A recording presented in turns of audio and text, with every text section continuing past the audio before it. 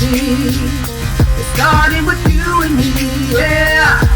It's relationship talks, relationship talks with Erica Janelle, with Erica Janelle. It's relationship talk, relationship talk with Erica Janelle, with Erica Janelle.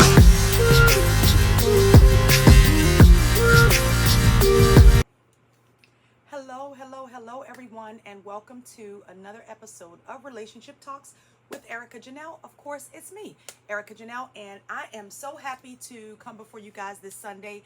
First and foremost, I want to say Happy Mother's Day to all my amazing mothers. My mother has the utmost respect in my heart and in my life because she was a single mom of 10 children, and she was an amazing mother, did the best that she could, and took care of all of us and still does to this day. So happy Mother's Day to all you amazing mothers.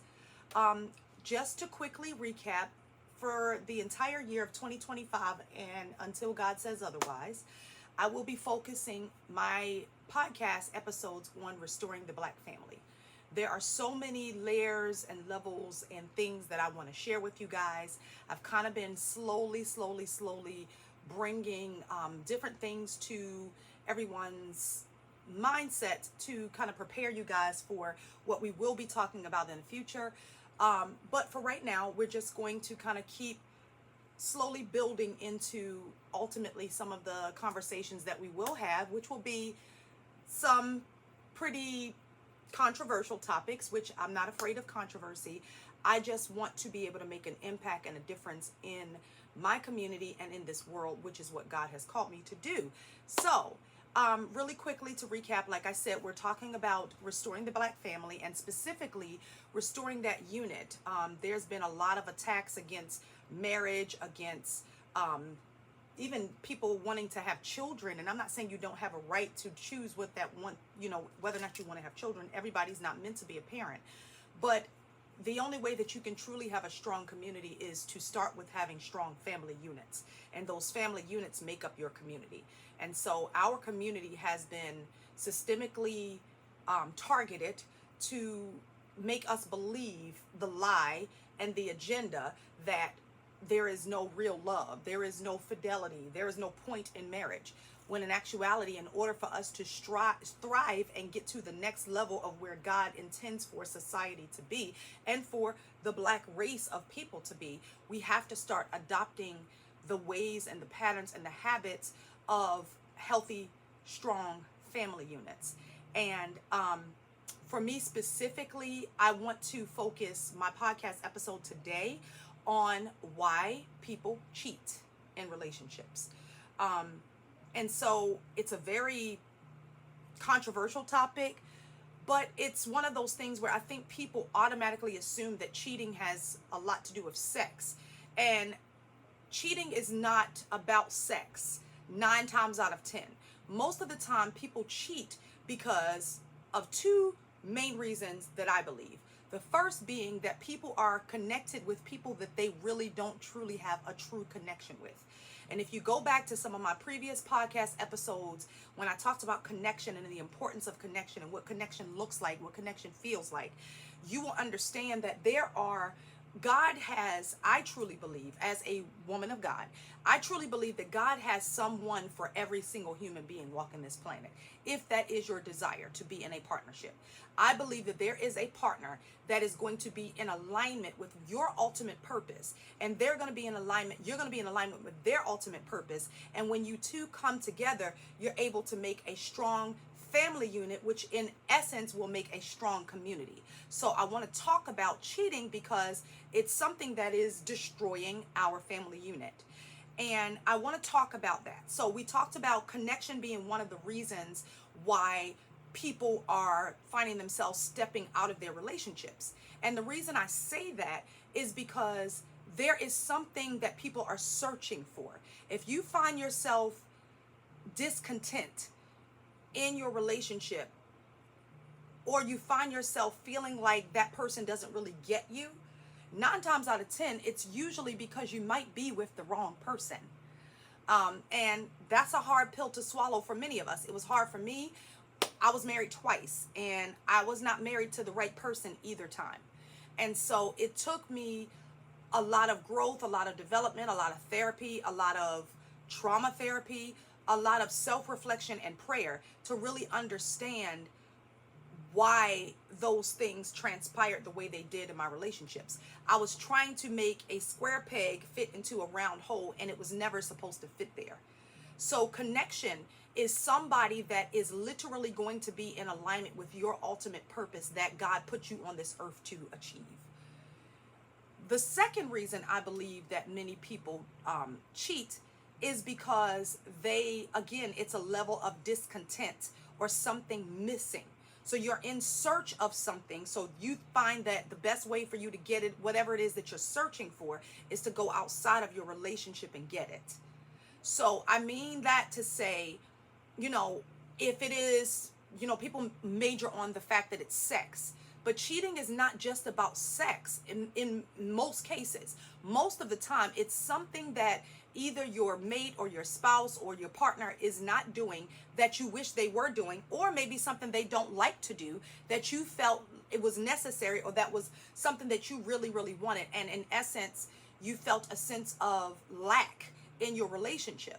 So we have to get to the place where we are honest with ourselves and take a real evaluation of our relationships. And first of all, humble yourself enough to go before God and say, hey, am I with the right person? I don't care that you've been married to him for 20 years. You were probably tolerating each other for 20 years. Who is the person that I'm supposed to be? First of all, let me figure out what my purpose is. Before you can even begin to be in a relationship with the right person, you need to know your purpose. Because if you don't know what your purpose is, then you will pick other people that don't align with that purpose. And so it's very important for you to figure out what it is that you are supposed to be doing. And one of the things that I truly believe as a parent, I have teenagers. They are older teenagers, and they are soon to be graduating high school and soon to be going off to college. And so one of the things that I've always told them since they were little was to think about the thing that you're naturally good at, the thing that you naturally desire, the thing that's natural for you. I'll give you an example. My youngest daughter is naturally a person that loves animals and wants to care for them. So she automatically knew that she wanted to be a vet ever since she was a little girl. And she has never changed that, because that's something that she is passionate about. So when you figure out the thing that you're passionate about, and you know what that thing is, and you start walking toward that purpose, then in essence, when you are ready and you have done the work and you've done the healing and you've dealt with your childhood trauma and whatever other traumas you've had, then you're going to be on the search and on the hunt for somebody that aligns with that. So instead of you just picking people because they look good, because you have a sexual chemistry with them, because they're attractive to you, or they have good money, or they have a good job, or all the other external things that don't matter that we use to pick our partners with, you need to be focusing on picking a partner that aligns with your purpose. And when you find a partner that aligns with your purpose, there's 9 times out of 10 that you are not going to feel that void, of something missing. Then you add that part of finding your purpose, pursuing your purpose. Then you add the part of, who do I really truly connect with? Because there may be multiple people that can align with your purpose. So you need to figure out, is there a connection there? I don't believe that God will send you someone that's not attractive to you. I don't believe that God will send you someone that is not somebody that you would want to be connected to. When you are connected to somebody, there is going to be an attraction. There is going to be a longing. There's going to be something that resonates with you when you meet that person, to where you're like, oh my God, we have so much in common. Oh my God, we're so much in alignment. Oh my God, oh, you want to do that too? Oh, I want to do that too. And you start to think about those things. That's the person that you should be pursuing, instead of somebody that looks good, or somebody that has the right kind of job, or makes the great amount of money, or somebody that, whatever reason you pick the partners that you pick. We have to start changing our mindsets and start being more wise with our picking. If we are not wise with the person that we pick, then you can't be surprised when the person that you pick does not align with your ultimate purpose. And eventually you'll be 30 years in and you realize you don't even like this person. Because let's be clear, a lot of people focus on, oh, well, my wife gained 50 pounds after having our babies and she never got the weight off, and this is why I'm cheating on her. No, it's not about the 50 pounds. It's about the fact that she was not what you wanted. And maybe physically that was what you connected with her in, and that's all you had. So when her physicality changed, you no longer had a desire. So we've got to stop looking at our partners and our potential mates from a human, limited, flawed perspective and start looking at our partners from the perspective of who is going to align with my purpose, who is going to help me fulfill my purpose, who is going to be someone that will help me be able to get and achieve the things that God has for me to do on this earth. Now, I know that everybody listening to this channel is not necessarily a Christian. I'm speaking from that perspective as a Christian, but whether you're Christian, Buddhist, Jewish, whatever the case may be, there's still something, a purpose that you are supposed to fulfill on this earth. So whether you, assign or co-sign your life toward a spiritual path, you still should be thinking about what it is that you want to do in this world. What are the things that you love? Not just things that, you do because you're thinking about, ooh, I want to make $1 million. What are things that you love? That's how you find your path. And typically it's not just what you love, but it's something that 9 times out of 10 you're naturally good at. So if you're naturally a good speaker, most likely God has put that gift in you to be able to speak, whether it's over a pulpit, whether it's during seminars, conferences, podcasts, whatever that is. So you have to find your purpose in order to find your partner. And you can't bypass that process. And unfortunately, many of us, myself included, have gotten into relationship after relationship after relationship, partnership after partnership after partnership, without really, truly, truly figuring out who is the person that aligns with my purpose. If this person that you meet and he's fine, he's got the money, he's got the job, he's everything that you think he is, you're attracted to him, he can speak well, all of those things, but that person doesn't have any iota of an idea of what their purpose is, or their direction that they're going in is completely different from what you're going in. How are you then to be able to come together to have a successful partnership? It's virtually impossible, if not, very, very difficult, if not impossible. So I want you to, as you are thinking about your relationships and what you want to do, think about it from that perspective. And I know we're talking about cheating, but I want to talk about the prevention of cheating. Okay, so to prevent that from even being a thing, and it's not to say that the enemy won't test you and that you won't have challenges. Yes, every relationship is going to have challenges, but ultimately the alignment with your purpose will help be that thing that glues you together. Because let's be clear, your physical appearance is going to change. Your body's going to change. You're going to lose weight, gain weight. You might get sick as you get older. You may have certain things that happen with you. Maybe you are in an accident and something changes. That person that has those commonalities with what you're trying to accomplish will ultimately have something more than just your physicality to base their relationship with you off of. And so we need to be focusing on the higher level instead of just focusing on the physicality and all of these external superficial things. Money can come and money can go. Looks can come and looks can go. But character and a person in alignment is typically going to be the person that is going to help you elevate and get to the next level. Whether it's for you spiritually, mentally, physically, emotionally, financially, you need to be equally yoked and aligned with your person. Okay, so let's go back. I know we're talking about prevention. So now I want to talk about, again, the cheating aspect. So we talked about what are some of the things that could lead up to cheating. So now we want to talk about, if my partner is cheating or has cheated on me, what are some things that what are some conversations that we need to start having? One of the things that I think would be very beneficial is that you actually sit down and talk to each other, not at each other. Not from a place of anger, not from a place of bitterness. Once you've been able to gather yourself enough to be able to have a mature conversation, you need to actually ask your partner, what is it that you feel as though you are lacking that caused you to go outside of this relationship? Is it something that I have done? Maybe it could be I'm not respecting you. Even with that, I don't believe any woman would disrespect her husband, or any man would disrespect his wife if he truly valued that person and he truly saw them as their partner, their equal. I truly believe that all of those devaluing and abuse and all of those things are symptoms to let you know, and cheating is a symptom to let you know that you're not with the right person. So have the candid, open conversations, not from a place of emotional immaturity, but from a place of wanting to be curious to understand. Always come from a place of curiosity. And it's easier said than done when your emotions are involved and you love this person and you've dedicated your life to this person. You need to have those conversations. And we're talking higher level relationships. I don't want a surface level relationship. I don't want a mediocre relationship. I want a relationship that is ordained by God.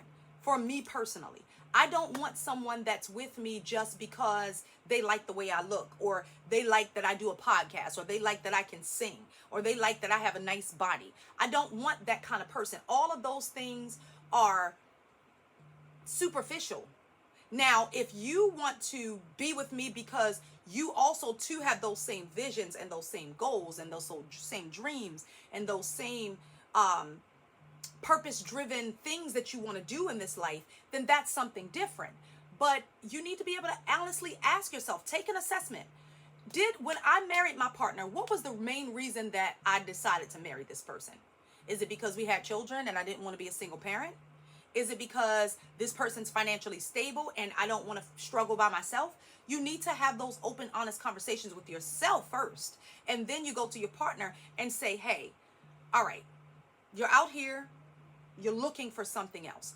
What is it that you are lacking from me? And that takes a mature person to do that, okay? It takes a level of maturity to actually ask your partner, after you have done a self-evaluation, to ask your partner, what is it that's causing you to step out on me? And if you can't be mature enough to ask that question, then you're not mature enough to do the work to actually find your partner, because it's not an easy process. And you may kiss 100 frogs before you get your prince. But you have to be willing to do those things to go deeper in order to really understand, what are we not aligning in? Because if we're not in alignment, there's a reason. You can't force something that's not meant to be. I truly believe we all have someone that's the right person for us. And that doesn't mean that it's only one person. It could be multiple people. But I do believe that there are people that are going to be right in alignment with what you want, what you're called to do, and you both can align and elevate together. So I know this is a very deep message, and I didn't want to make it too long. So we may continue this again next week unless God gives me something else to talk about. But I just wanted to share that with you. It's something that I've had some amazing conversations this last week with someone that I will be introducing on the podcast, and I'm excited because we're going to go deep into the restoration of the Black family. But in order for us to go to those deep places, we gotta dig a little deeper and pick through some of the previous hurts and pains and traumas and challenges that couples are facing. Like not understanding how to communicate, not understanding how to support a partner when they're going through hard times, not understanding the importance of giving grace in relationships. So all of these episodes that we have been doing this year have been leading us up to the deeper, more hard to understand and receive messages that will be coming before this year is out. So I want to prepare you guys for it. So let's kind of use this process with these very foundational principles to start cleaning house and start evaluating our lives and evaluating ourselves to see what we can do to get ourselves in alignment. Because once we start going deep, if you can't handle what we're talking about now, you're not going to be able to handle what we're about to talk about. So I'm excited about it. It's going to be really transformative. I know that God called me to do it this year, and that's what I'm doing. I'm doing it in obedience. Literally today, I had no energy to do this podcast episode, but my purpose and wanting to see our families restored and us build our community takes precedence over my body and how tired I may be. So I hope this message helps you. Stay tuned. We may be talking about it again and going a little bit deeper because I know it's a lot of information, but I will be talking with you guys again. I hope everyone has an amazing week. And again, happy Mother's Day to my amazing mothers. As a single mom, I know the work we do and I know how challenging it is. And if nobody else has told you thank you, I say thank you for what you do. Everybody have a great week and I will see you next week. Bye.